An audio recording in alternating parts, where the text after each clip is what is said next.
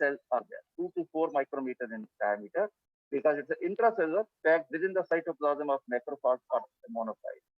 When it enters in the lung and alveoli, and then macrophages are monocytes comes so for immunity to start, and then it enters in and multiply inside, so intracellular. And mycelial form is large, 8 to 20 micrometer, thick walled spherical spores with tubercles or finger-like projection. You will understand better when you see the picture of this. So I will show you the both pictures. So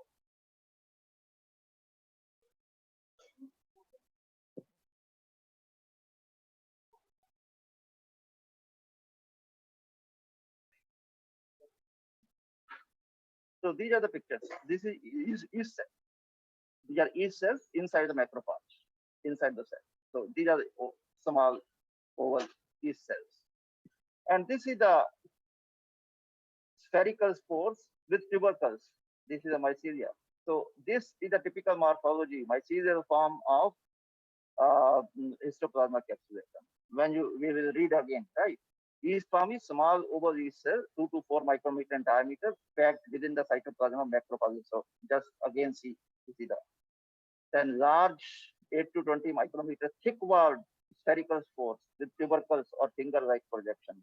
So this is the finger-like projection, right? Thick walled spores with the finger-like projection. So this you should remember, because when you will be diagnosing histoplasma capsulatum from any specimen, these two will be there, yeast in the 37 degrees Celsius and this form in the 22 degrees Celsius.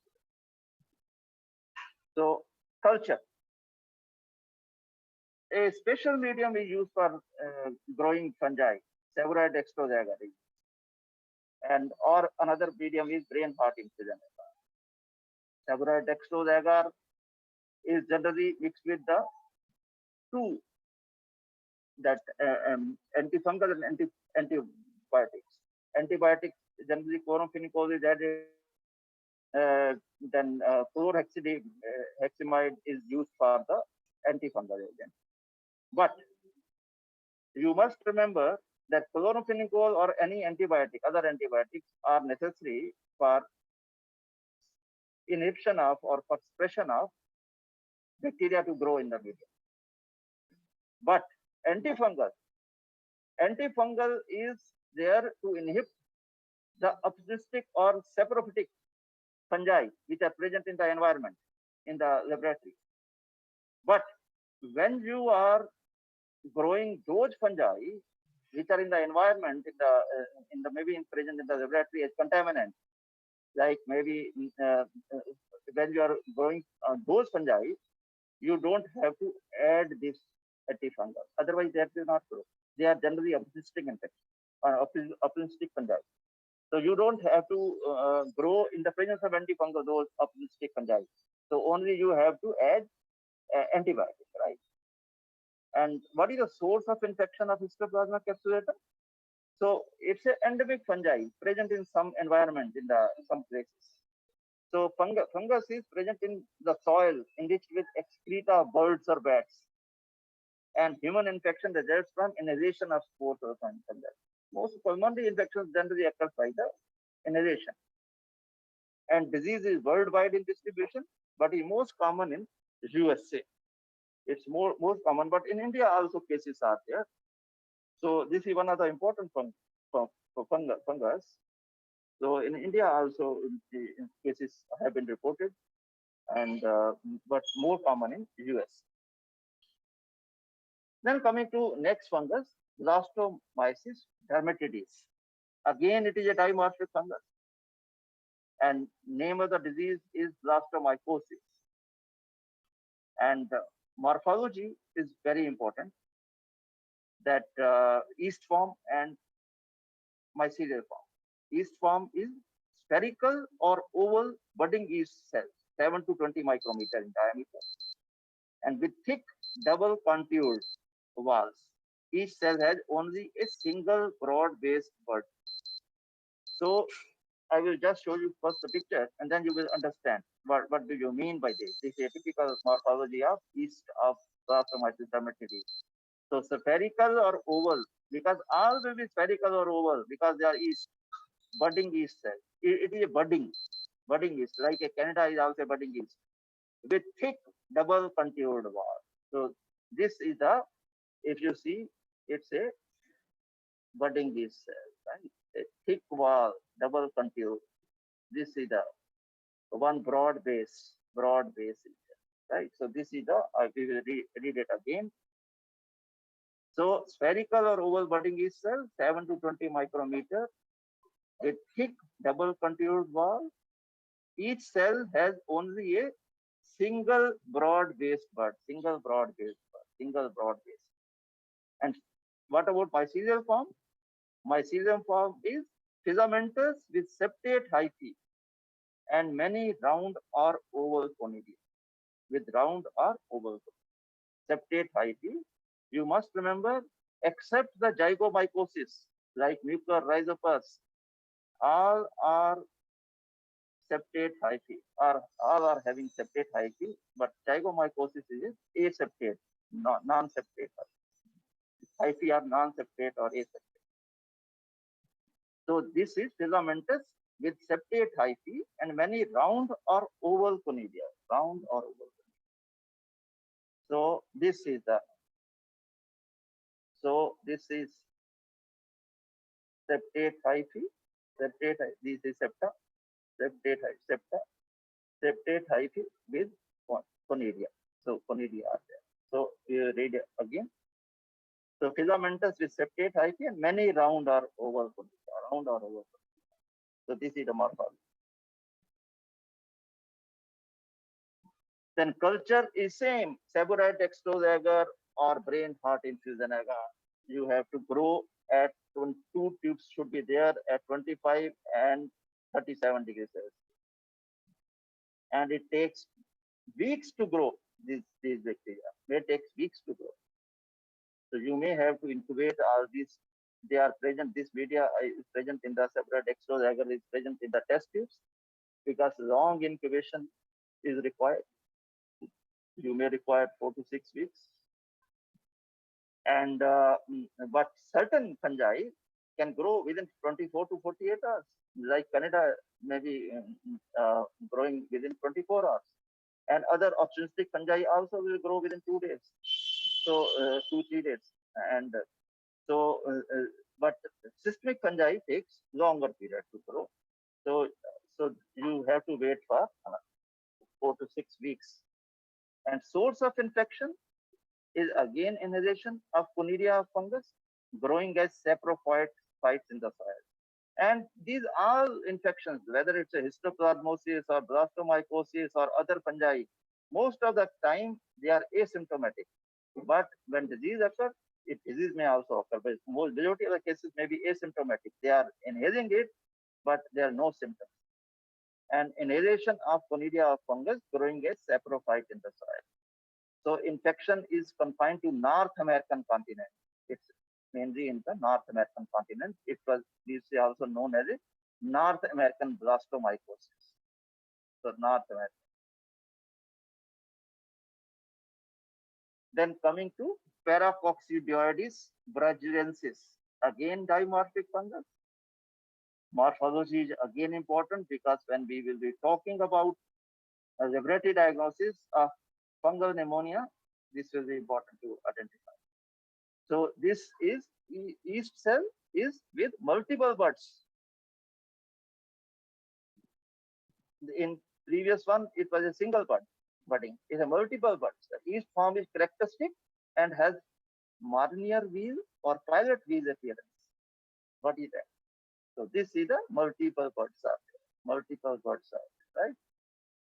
Like a wheel appearance. And mycelial form, it's a simple mycelia with this Conidia. So this is the mycelial form. So this is the Paracoccidioides. This is characteristic yeast form at 37 degrees Celsius, and this at 22 to 25.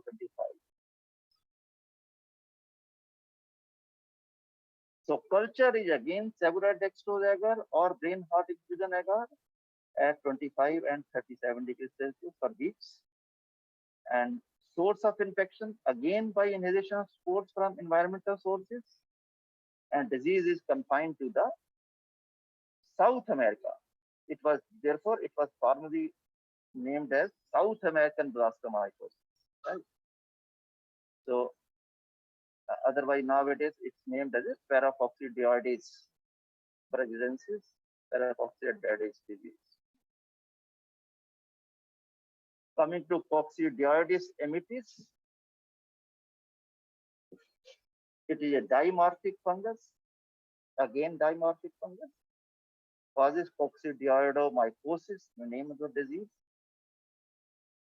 and it is highly infectious disease. So one should be very careful working in the laboratory.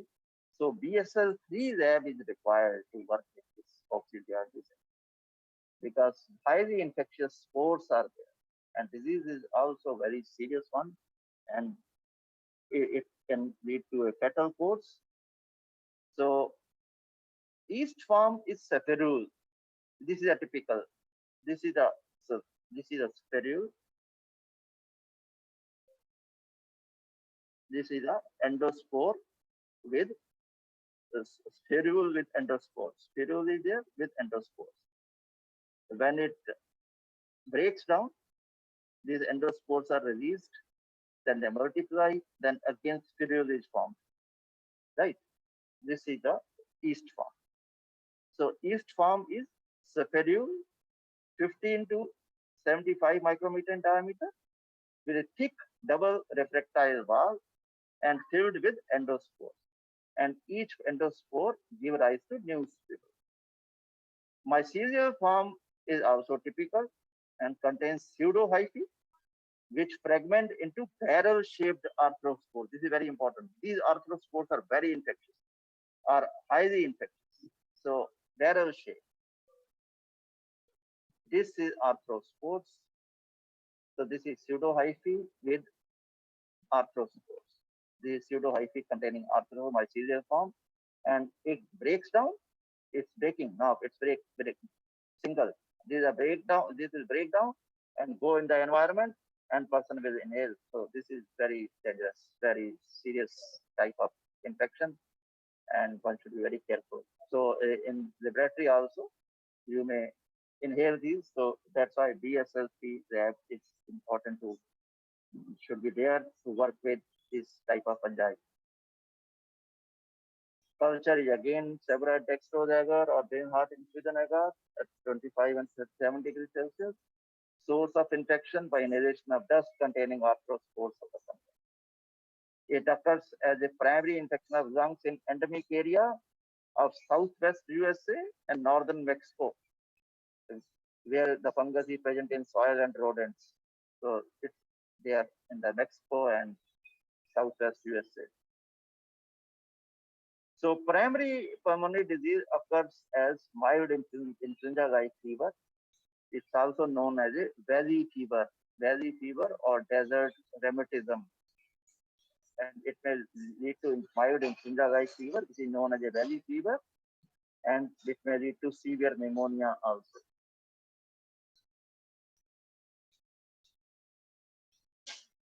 All these are systemic infections, these four ones.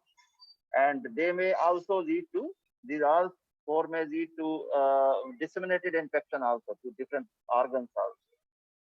They are systemic, causing systemic infection. So there are three types of infections like subcutaneous, systemic, and cutaneous. So this is under systemic infection. All these four types are systemic. Another dimorphic fungus is Sporothrix schenkii. It's not systemic, it's subcutaneous. It's subcutaneous type of fungus. And another subcutaneous fungus is Rhinosporidium. And Sporothrix schenkii is a dimorphic fungus. And it causes sporotrichosis.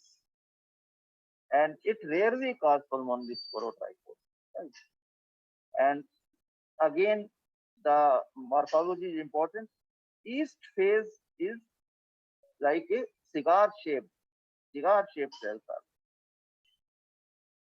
This is cigar-shaped cell. This is yeast phase, right? at 37 degrees.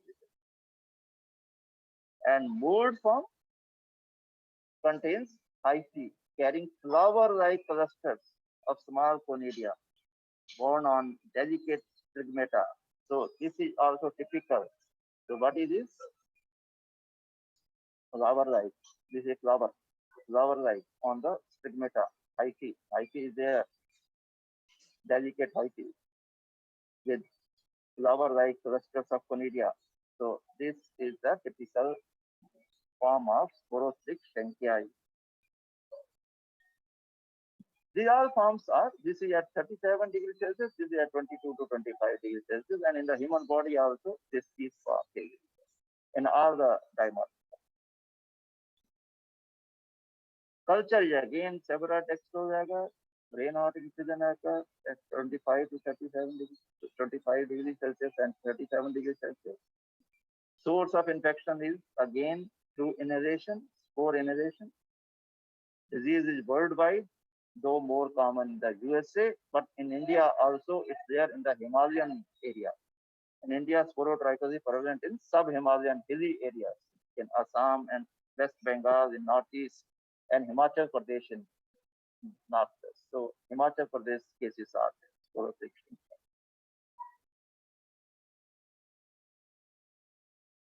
Basically, this Sporotrichs schenkii rarely causes pulmonary infection, but otherwise it occurs through in the skin infection may occur, and it's generally in the gardeners by prick of thorn prick may occur in the skin, and they may lead to having a Sporotrichs schenkii in the Himalayan area. Then coming to fungal pneumonia. What is fungal pneumonia?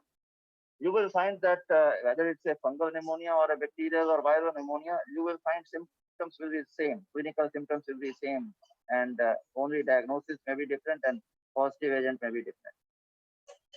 And because all of these fungi, fungal pneumonia is not so common as compared to bacterial pneumonia. So fungal pneumonia is not common, but when it occurs, it's a fatal. And also, fungal pneumonia occurs generally in persons with a lower immunity, with the immunocompromised persons, right? So fungal pneumonia is a type of pneumonia that is lung infection caused by fungal spores in the air or soil or environment. It may be air, soil or environment, and person may inhale it. And three most important common fungi are Pneumocystis, Cryptococcus, or Aspergillus. Aspergillus is very common, and Pneumocystis is common in the this HIV/AIDS person. Cryptococcus again in immunocompromised person. But Cryptococcus more importantly to meningitis. But before going to meningitis, it may cause by inhalation. It occurs in the lungs and then may lead in the bloodstream and may meningitis. Aspergillus also may lead to some aspergilloma, fungal ball in the lungs or cavitary region may be there, and pneumocystis pneumonia in the HIV/AIDS. These are the three more very common. These are already been taught to you. So, so what are the predisposing factors? And immunocompromised persons, as I said, for your kind information that these three are very common, but others may also risk of, I have given the list of lung infection, fungal lung infection, all may lead to pneumonia, right? But these are the three most common. Then immunocompromised persons, predisposing factor for fungal pneumonia, elderly, more than 65 years, young, less than 2 years, chronic diseases such as HIV/AIDS or cancer, and who are on cancer therapy, immunosuppressant drugs, persons taking from immunosuppressant drugs like corticosteroids, then bone marrow transplant patients, tobacco smokers, people with autoimmune disorders, lupus, or multiple sclerosis, pre-existing heart or lung conditions like asthma, COPD, chronic obstructive pulmonary disease, emphysema, cystic fibrosis, and unmanaged diabetes. So all these are basically when immunocompromised. They are when immune status goes down, it leads to fungal pneumonia. That is very immunocompromised. Then clinical features, as I said, will be almost same, may differ, like maybe fever may be there, chills may be there, cough with thick colored phlegm. Then chest pain may be there, breathlessness may be there, and so maybe some other vague symptoms also may be there. So these are the common symptoms which person may complain of a pneumonia, any pneumonia. So you can't say by saying this that it's a fungal pneumonia only. It may be some other pneumonia also. So symptoms, clinical features are there like this. Then complications of fungal pneumonia. It may lead to lung abscess, may lead to pleural disorders like pleura is inflamed or disease.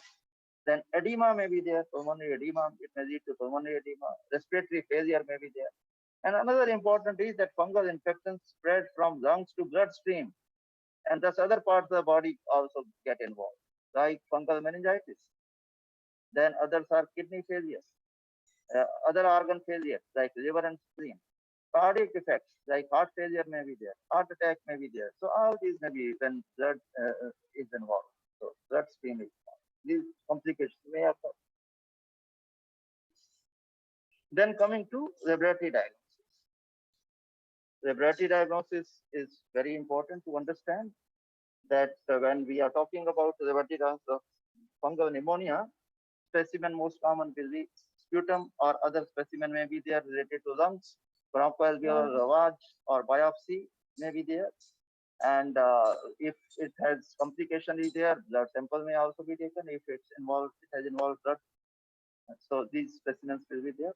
All specimens should be collected under all aseptic conditions and in a sterile container. One should, and immediate processing should be done in the laboratory.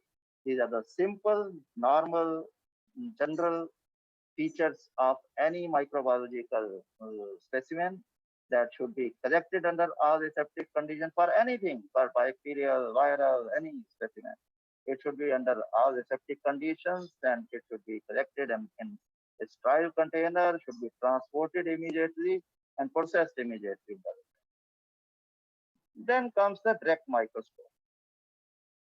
Because all the fungal infections, whether it's a pneumonia or something else, it depends upon direct microscopy, laboratory, and depend upon direct microscopy and culture. These are the two most common. Then comes the antigen detection, also used in some certain fungi. Then antibody detection in certain fungi.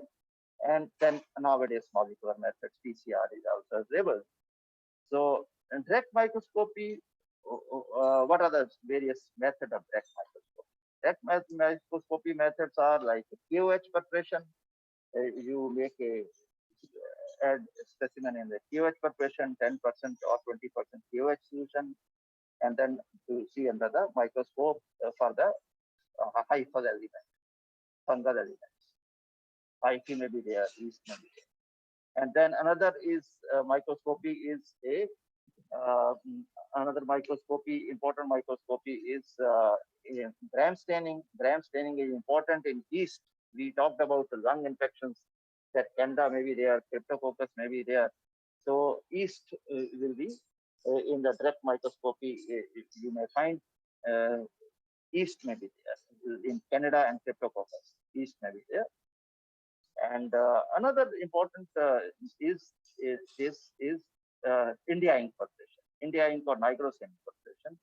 It is done to find out whether fungus is having capsule or not, capsulated fungus or not. It is important in the case of Cryptococcus neoformans, which is capsulated. So you find a capsulated. So you differentiate Candida from the Cryptococcus by India ink preparation, because Candida is a non-capsulated yeast, and this Cryptococcus is a capsulated yeast. So this is another. Then Another microscopy for microscopy, direct microscopy is used is a Giemsa stain is also used. Giemsa stain and Giemsa stain is generally used in the all dimorphic fungus. Giemsa stain can be used to find out the morphology in the direct microscopy. And then another is if you have a tissue, then tissue histopathological stains like PAS, hemotaxin, eosin stain, H&E stain, and PAS, periodic acid shift stain can be used. So these stains can be used. So this is a direct microscopy. Important is direct microscopy. And then sometime uh, other type of uh, staining, direct microscopy staining are used. In this, you find the morphology, and another type of staining is like a methionine silver stain. Gomery GMS, Gomery methionine, Gomery's methionine silver stain, and chalcofluor white is a fluorescent stain that can be used. And so these stains can also be used. This is generally important in the cases of a pneumocystis jirovecii, because you can't culture pneumocystis jirovecii. So cysts of pneumocystis jirovecii can be seen by these staining methods, and they may appear as a ping pong ball appearance. And fluorescent monoclonal antibodies can also be used in the case of direct fluorescent antibody test in pneumocystis jirovecii. So fluorescent monoclonal antibody staining, this is fluorescent monoclonal antibody staining, which shows honeycomb appearance of the cyst. So that is important in pneumocystis jirovecii. Direct microscopy is very important because you don't have other methods. So like the culture is not there. So another methods are there, like a molecular method. I will be coming to that. Molecular method PCR can be used for jirovecii and some other fungi. And then antigen detection can also be done for this pneumocystis jirovecii. Beta D glucan in serum can be detected. Beta D glucan can be detected. I will be coming to that also. So in this also, either pneumocystis jirovecii, also bronchoalveolar lavage, lung biopsy, and induced sputum can be used. So this must have been taught to you in pneumocystis jirovecii lecture also. So just to referring again to that. Then coming to culture, right? Culture, as I said, that you should grow in the Tabura dextrose agar and or brain heart infusion agar, and so depending upon what you are suspecting is, if you are suspecting dimorphic fungi, generally all the fungal culture are incubated at 25 and 37 degrees Celsius. 2 tubes are involved, and they are incubated, and then you have to find out the growth. If any growth occurs, then you have to do lactophenol cotton glue preparation. That is another type of staining method. You take a drop of lactophenol cotton glue solution on a slide and take out the fungus. And with a teasing needle and put it in the on the slide. Tease it. Teasing is important because there are so many hyphae are there. Mycelial entanglement is there. So you have to tease this hyphae so that exact morphology can be seen properly. So tease it out and put a cover slip and see under microscope. So that is a lactophenol cotton glue preparation is done, and if cotton glue is the stain in this, and so other constituents are lactic acid, phenol, lactophenol. Lacto means lactic acid. E for phenol is there, and some are for preservation, but cotton glue is the staining, right? So on this, you will identify what is the, on this morphology, you will able to identify the positive agent, right? So I have some photographs of different fungi on lactophenol cotton glue preparation. Just see carefully. Those are very important to identify fungus at this level because culture is very important.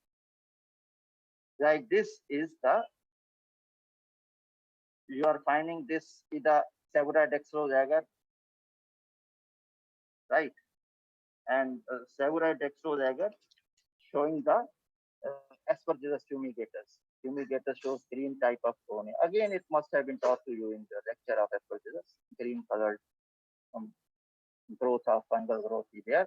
When you make from this growth rectophenol cotton blue, this is a morphology of Aspergillus, right? Septate hyphae, as I said, only zygomycetes, it will be non-septate. Septate hyphae, septate is there. So this is conidiophore. Then vesicle must have been taught to you. Again, repeating, vesicle is there, stigmata is there, then conidia is there. So this is the typical morphology of Aspergillus. If you find in rectophenol cotton preparation, this morphology, you must think of Aspergillus. And other features are like it's a green colored, so green colored colonies are of Aspergillus fumigatus, black colored are of Niger. So on correlation, you can find out. This is zygomycetes, what I was talking about. If you are thinking of Mucor and Rhizopus, so Mucor, this is a morphology of Rhizopus. Rhizoids are there, then sprangiophores are there, and these hyphae are non-septate. And at the top, you are finding sprangium containing lot of spores. Sprangium filled of spores. If sprangium is broken, spores comes out. So this morphology will be seen under rectophenol cotton blue preparation. And this is a Mucor. Mucor has the same morphology, except there is no rhizoid. Rhizoids are not. Rhizoid is not there. Otherwise, same morphology.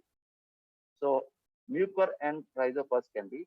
Again, this is not very common cause of pulmonary lung infection. This relates to mucormycosis. Mucormycosis, you must have heard this type of mucormycosis in the COVID-19. So many cases of mucormycosis were there. So it may be direct microscopic examination, and finding this is very important. And direct microscopy and culture is very important for this. And so this can be. Mucormycosis is a fatal disease. Then coming to penicillium. Penicillium, if you find a growth of penicillium, you will find septate hyphae along with this type of morphology. So at the top, you have phyllaids and then conidia. This morphology, if you feel like it's a broom-like, So it's typical morphology of penicillium, broom-like morphology. Again, not very common cause of pneumonia, but it may cause pneumonia. Again, germ, this is the, when you have a growth on the this culture medium, you may have gram staining. Gram staining, as I told you, that it may give you gram positive yeast. So gram positive yeast may be, when you find gram positive yeast, it may be Streptococcus, maybe Candida. So Candida. If Candida, you can go for the germ tube test. It will tell us the germ tube is there, and it will tell us that it's a Candida albicans is a germ tube positive. When you are thinking about Streptococcus, you go for the India ink preparation or nigrosin staining to find out the capsule. This is the India ink preparation. So it's an active staining. Whole thing is black, but fungus is not stained. So that's why it's an active staining. This is the fungus, and this is the thick, this one, capsule. This is a capsule. So this is capsulated yeast. So that is the fungus, right? So these are all morphologies. I have not shown you the morphology of all the dimorphic fungi, which I have already shown to you. So like Histoplasma capsulatum, we can go back again if you will recall, because those are also important. When you are having a dimorphic fungus, then you will be having those fungi, right? I am repeating it from very beginning. So Histoplasma capsulatum,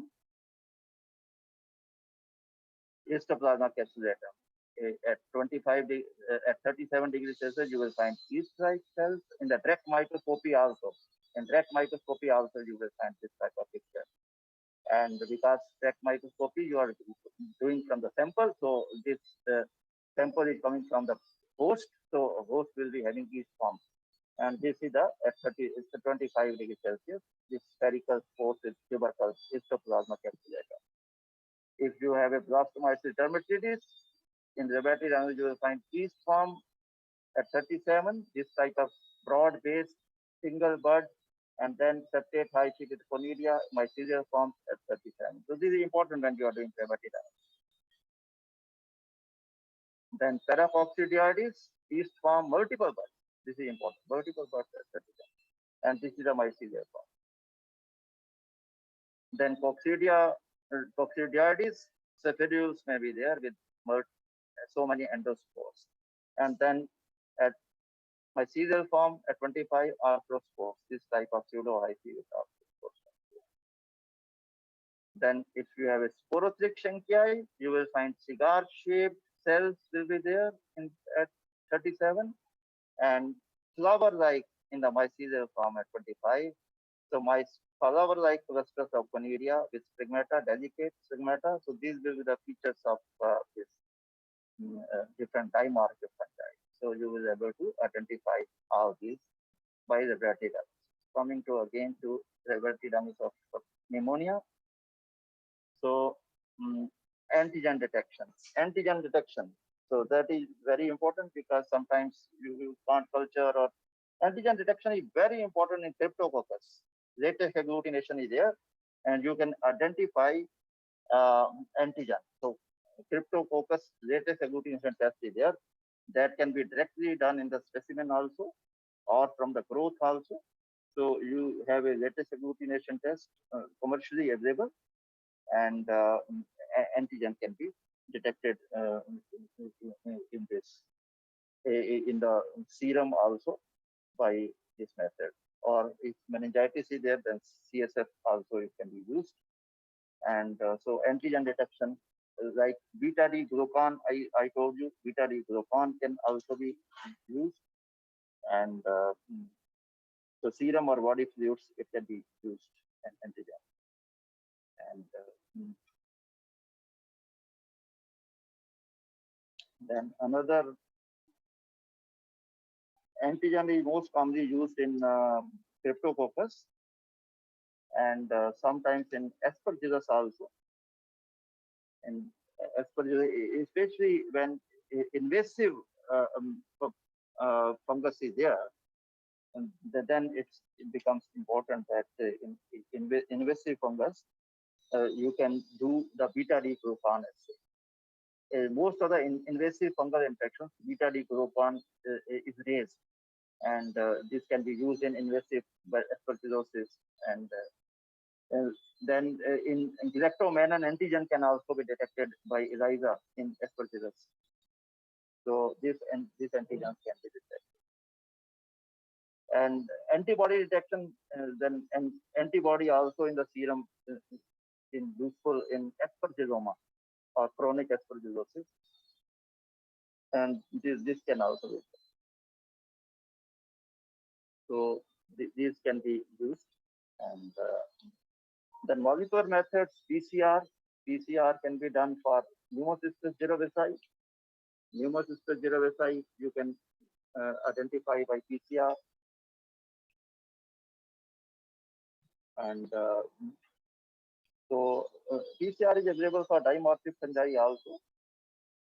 So PCR can be done for dimorphic fungi also. And so molecular method is day by day are involved because of culture inactive may be there. So culture may not having any growth. So PCR is becoming more important. And then coming to next, so PCR can be done. PCR is expensive and not available everywhere. But these are the simple methods, direct microscopy and culture, which are routinely done, and even antigen detection, because commercially available. So, and so these are important methods, direct microscopy, culture, and antigen detection. And direct microscopy is more important in Pneumocystis jirovecii, where culture are not available, or antigen can be detected, or PCR.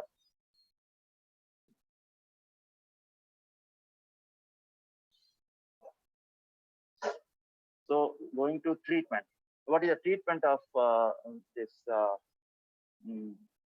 fungal pneumonia? itraconazole is used in blastomycosis, histoplasmosis, and aspergillosis. Fluconazole is used in Cryptococcus, neocomians, and other Cryptococcus. Amphotericin B injection, this is injectable, IV you have to give, and this is injectable. So this can also be used in dimorphic fungi and other infections. Very effective drug. And then trimethoprim, it's a prim, PRIM. Sulfamethoxazole, the co-trimoxazole, used for pneumocystis. For pneumocystis, this is a treatment. This is not antifungal agent. All other are antifungal agent. This is a antibacterial, right? So these are the treatment of different fungal pneumonia. Then prevention.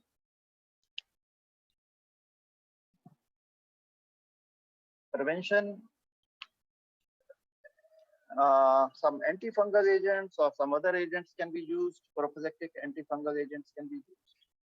And antibacterial is also used, like co-trimoxazole is used in HIV/AIDS persons where you are suspecting that it may be this person is HIV positive and may lead to pneumocystis infection. So then it's a co-trimoxazole chemoprophylaxis is given in these cases. And generally pneumocystis occurs in less than 200 CD4 count is there, then more prone to that pneumocystis. And so antifungal agents, prophylactic, and avoid contact with dust in endemic areas by using masks. So because in endemic area, you know that this is the endemic area for histoplasma or other dimorphic fungi, then avoid contact with them. Then predisposing factors can be controlled, like in like a diabetes mellitus is there. If unmanaged is there, you have to control that diabetes, and don't use corticosteroid unnecessarily. So unnecessary use of corticosteroid or even sometimes prolonged misuse of antibiotics may also lead to some fungal infections. So predisposing factors wherever it's possible, one should avoid that some predisposing factors should not be there. If smoking is there, tobacco smoking, stops to tobacco smoking. All these factors, control of these factors may prevent and control. And otherwise, it's very difficult because it's a through inhalation. Any disease which occurs through inhalation is not easy to control, but you can use some measures to prevent it. That's it. Thank you very much.